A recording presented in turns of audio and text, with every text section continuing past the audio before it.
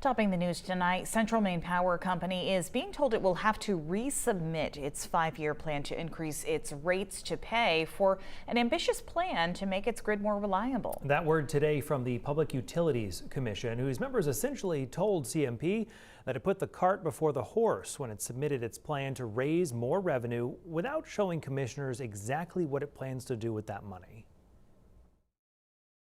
West would have raised about $400 million in additional revenue, money the company says it needs to begin its plan to hire 400 more employees, half of them line workers, to replace equipment to make the grid stronger and smarter.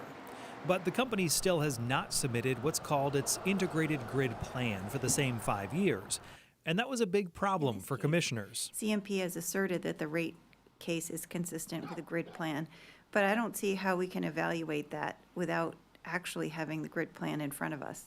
Had it been approved, CMP's rate plan would have meant an average customer who uses 550 kilowatt hours a month would pay $17 more a month next October. And then, after smaller increases in the next 4 years, they would end up paying $35 more a month than they do right now. Something Commissioner Patrick Scully said concerned him. This very large proposed increase comes at a time when affordability is a critical issue for customers.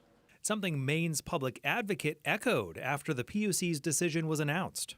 The key is that we have to have an affordable pace of investment in our grid, and it has to be tied to improving utility performance. However, in closing the hearing, PUC Chairman Phil Bartlett said the Commission does like the idea of rate increases forecasted over 5 years instead of dealing with yearly requests, and he concluded the meeting with this. I worry about the message that gets sent outside this building, that the message is that CMP doesn't get a rate increase and that somehow customers can rest easy. And I think it's clear that if we go forward to dismiss, that folks understand that we're dismissing this particular filing, that there will be another filing, and there may well be temporary rates.